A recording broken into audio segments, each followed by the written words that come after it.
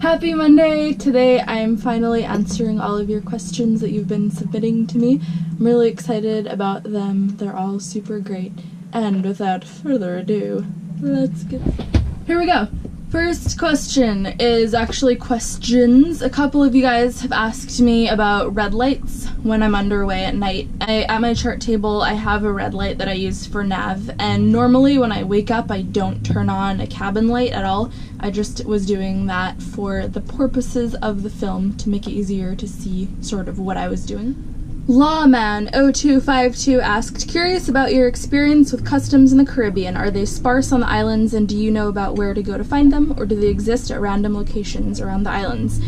Customs in the Caribbean has been super easy. So one of the biggest resources that I use is called noonsite.com, and it has every country in the world, and sailors input their experiences with different things, but a lot of the focus is on customs and immigration, and it tells you where the clear-in ports are, the addresses of the places where you can go, and sometimes people will even give you tips like, oh, don't go after 4 p.m. on a weekday or they'll charge you overtime, la la la.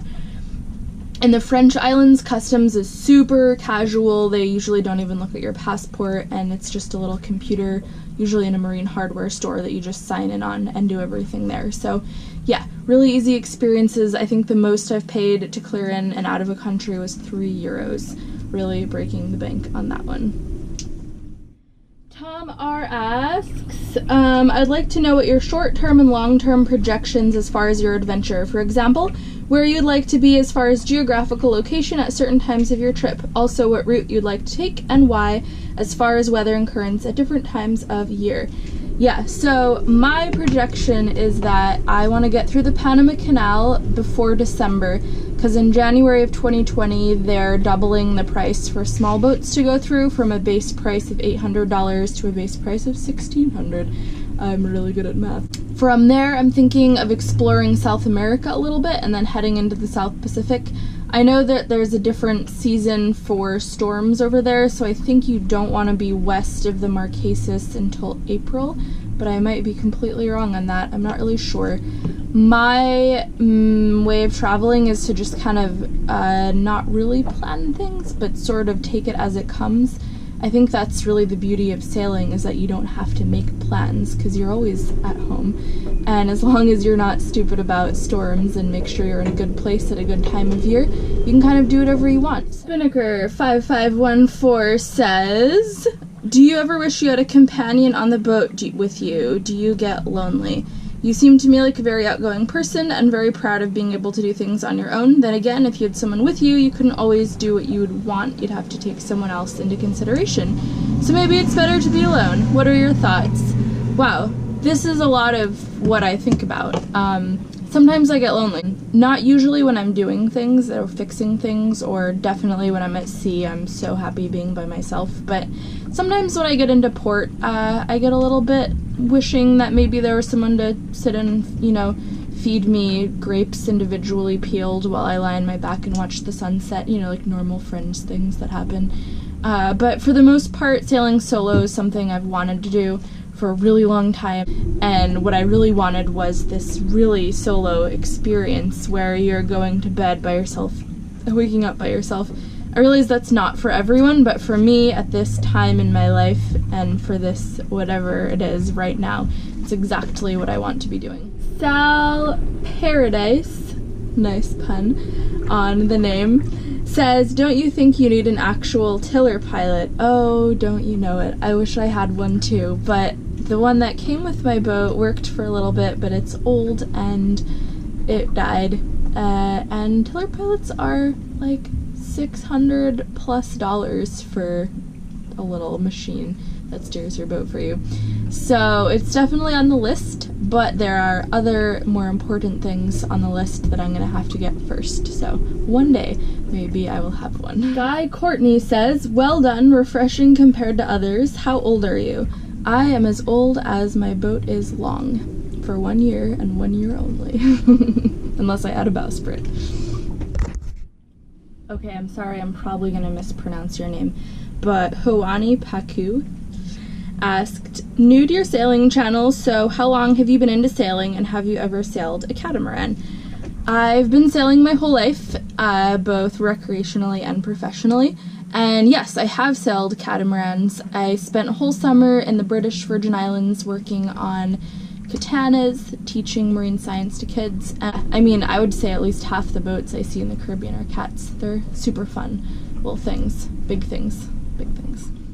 From Patreon, Greg Carpenter asks, how do you raise anchor with no one there to drive the boat forward as you do so, or is that not a problem? That is a problem. That's probably one of the biggest challenges that I've faced single-handing, is dealing with the anchor. Of course, when there's no wind, it's easy, but on a windy day, it can be really tricky. But I just discovered 2 days ago the way to do it, which I was a little bit nervous about, so I tried it when there was a lot of room around me. But basically, I let the tiller just do its thing. I don't lash it, and I put the boat in idle forward. This only works when it's really windy, and I wouldn't be able to up anchor without engine assist. And then the boat kind of just tacks itself up like it would if you put the main up, and it's kind of the same thing, except you have a little bit more control, because with the main you're always sailing. With the engine, it's a little bit less of that situation. And then the trick is that you have to up anchor like really, really, really fast, because you are driving over the chain, so it's like a marathon sort of situation. But you do get the anchor up, and then usually once it's off the bottom, I run back and I go back into neutral before I pull it the rest of the way up, because otherwise my boat's just going to start sailing into oblivion. And usually there's either the shore, a reef, or another boat that I'm trying not to hit. So anchorages are pretty crowded down here in the Caribbean, and I'm looking forward to a place where I can just put up all my sails and up anchor and have my boat go wherever it pleases. That's gonna be so lovely. Stephanie Burgess asks, do you like the monitor wind vane, or would you install a different one, i.e. on a budget and DIY? I love the monitor wind vane. It's definitely my favorite. It's the one that my parents had when they were sailing around the world, and it's beefy, but it does really well in light wind because it has the 2 different sized paddles, and I feel like I can trust it in any sort of weather.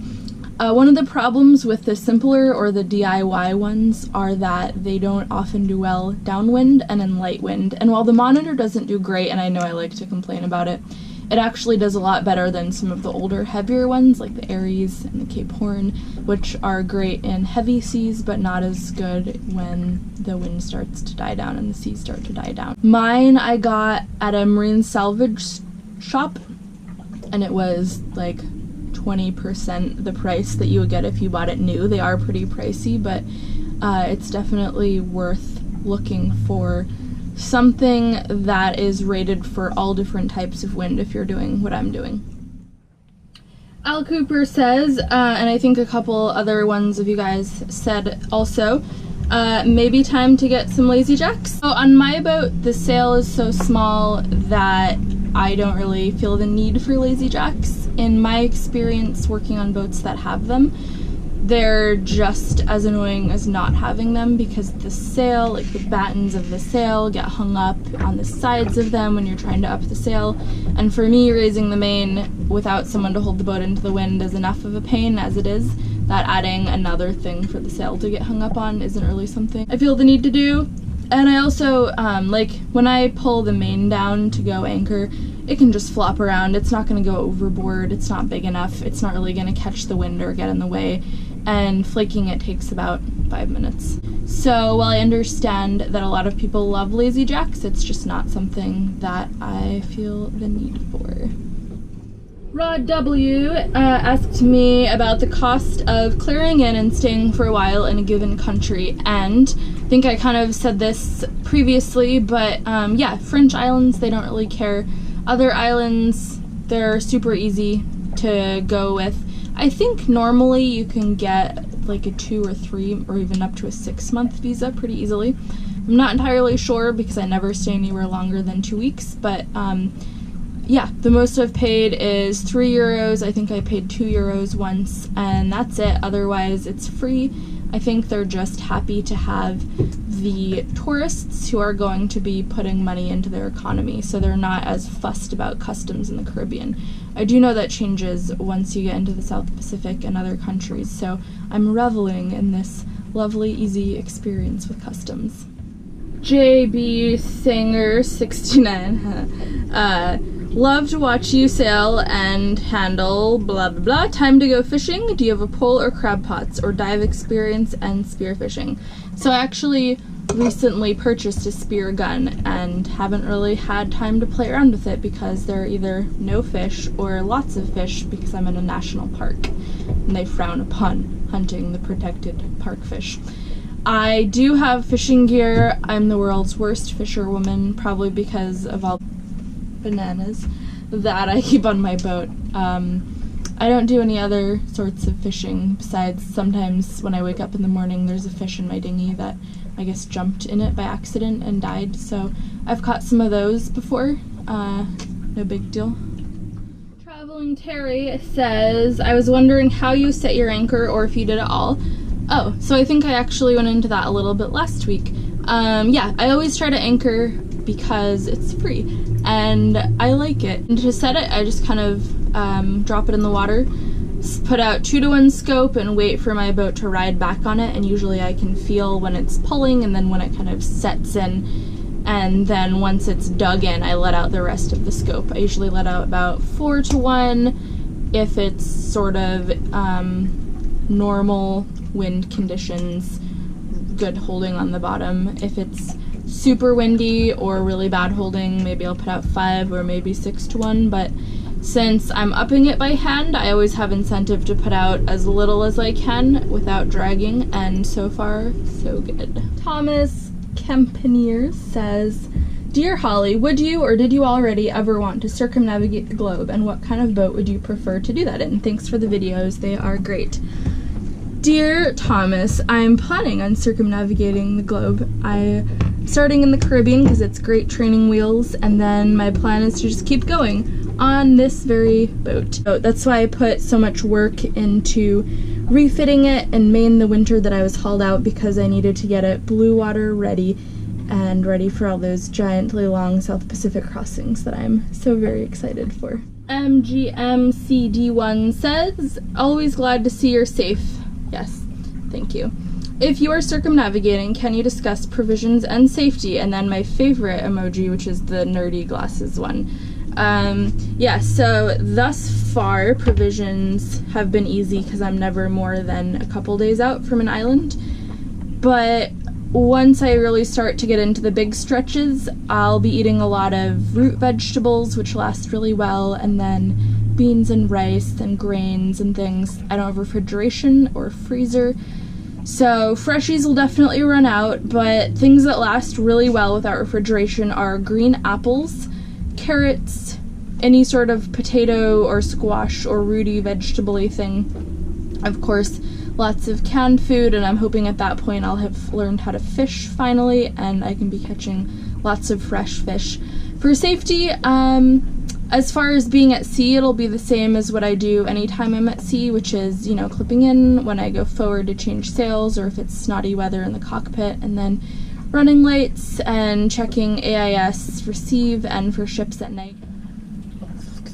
Glenn TP says, did you skip the BVI? I did. I spent a whole summer working there and extensively traveling through all the islands, and when I was coming through the Caribbean this time I was just in a little bit too much of a hurry to hit every island, so I decided that since I'd already spent 3 or 4 months there, that could be one of the places I skipped, but I really loved it and I was sad about skipping. Bill L says, sorry, but I could not understand what you use as your primary anchor. Please restate, thanks. Right now I'm using a Delta, for no particular reason other than that someone gave it to me for free, and I think it works great. I know there are a lot of new ones that are fancy and probably work better, but I haven't had a problem with it yet. I also have a Fortress and a Danforth, and I just find that the Delta is sort of the most versatile of the arsenal of anchors that I have, so that's one that I've been using. Gabriella McCormick says, curious about the language barrier when you travel. My boyfriend and I are planning to sail down to some of the same places you have. Should we add mastering a foreign language to our never-ending to-do list? Yeah, so the French islands I did have a little bit of trouble with because they don't really speak English. It can be a little bit isolating, but what I've found, if you have a giant to-do list and learning a language is a lot of work, is the Google Translate app is amazing, and you can download offline languages so you can use them even if you don't have a cell connection, and you just talk into it and then it'll talk back out in the language that you need and vice versa. So along with my sort of passable French and Google Translate app, I've found that I'm able to get around wherever I need. For sure, if you have time, learn French, because I think it'll really make you have a way better experience in those islands, but coming from someone who doesn't really know that much French, it's equally as fun and exciting when you're just kind of flubbering your way through, and as long as you're able to laugh at yourself and not be worried about looking silly, then you'll be okay. Roger A asks, when in Central America? Probably sometime this fall. I'm hoping October-ish. Mr. Rick said, my question is, why are you sailing north? Were you heading down south? Yes, good catch. So this is one of the reasons why sailors always are super wishy-washy when people try to come visit them, because you never know where you're gonna be or what your schedule's gonna be, and having a hard and fast date can really throw everything else around you. So I had a friend come visit in Martinique, which meant I thought that was where I was gonna be when we arranged for it to happen. But it turns out that I was still in Antigua, and so I had to sail past Guadeloupe and Dominica to get down to Martinique, and then sail back up to see those two islands after the visit, and then from Guadeloupe all the way down to St. Lucia. Broker HC says, you need an AIS. I have AIS receive, and I don't feel the need to have AIS transmit. One, because it draws way more power than what I have, and two, because the times that I've used my AIS to try to hail ships to ask them for weather at sea, they haven't even responded to my calls. So I feel like as long as I know that no one sees me and I'm always on the lookout, AIS receive is all that I need. Alpha's X Signal says, I would not go to Dominica. Too many people are dying from some bad people doing things there. I would stay away from there and read the news and learn what has been going on there. There are plenty of other places to go that are safe. I appreciate your concern, and I also really love the picture of the puppy that you have as your profile picture. But if you read the news, you'll find that in every country there are bad people doing things and people dying. And I found Dominica to be safe and friendly and welcoming, with really awesome locals and really cool cruisers and just a beautiful landscape and culture. It's colorful and vibrant, just like I've found every other Caribbean island. I guess the lesson is that if you read something in the news that's maybe shedding a country that you don't know a lot about in a bad light, maybe try to see it through the eyes of a tourist or a visitor who's really interested in getting to know the culture, and you'll always find that every country has something beautiful to offer, and that people are just people everywhere. There's going to be good ones and there's going to be bad ones, and I hope that I can help shed some positive light on every country that I visit, because I really love every single one, and I think they're all beautiful and amazing. Okay, that is all the questions that I found. I hope I didn't miss any ones, but if I did, just repost it on this video and I will hit you next week, metaphorically speaking. This was super fun. I loved answering all your questions, and I think they were all really insightful. I feel like you guys really got to the essence of what I'm doing and the things that I think about, which is either cool or creepy. I haven't decided yet. Huge thank you to all of my patroons who are continuing to support me on Patreon. You guys rock. You're awesome. I love talking with you, and I just so appreciate your support. I'm at the point now where I'm actually starting to budget in for some of my bigger repairs, and I think that I will be able to get all of these things done before I head into the South Pacific. The big expensive fixes that I need to do on my boat that I'm now starting to think I can finance are, one, I think I need to get a new foredeck hatch because mine is really leaking. It's just fiberglass on fiberglass, and no matter what I do, it's never going to be watertight, and that's kind of important once I get into these long South Pacific passages. So I'm thinking either gonna have to get a used hatch and glass in the front of the boat to make it fit, or get a custom one, which sounds expensive and terrifying. I'll figure it out once I get closer. The other thing that I'm budgeting for is a dodger. I don't want anything huge, but just something so I can poke my head out of the companionway when I'm underway and not get a face full of wave when I'm checking for ships, and leave the companionway open when it rains. And have something to hide behind, to dodge behind when the waves are coming. And I think that with the support that you guys are giving me on Patreon, I'm going to be able to actually budget in for those repairs, which is incredibly exciting for me. Also, if you want a little bit more of what I'm doing and current updates on where I am, you can follow me on Instagram. My account is @BoatLizard, and I post every couple days photos of where I am and stories of what I'm doing and the weird things that are happening in my life. Thanks again to Tish, who continues to upload these videos for me onto YouTube from the Dropbox that I put them onto. The Wi-Fi. I post new videos every Monday. Tuesday if you're on the other side of the world, sometimes Tuesday on this side of the world if I'm having trouble finding Wi-Fi, which would be Wednesday in Australia. And I'll see you guys next week.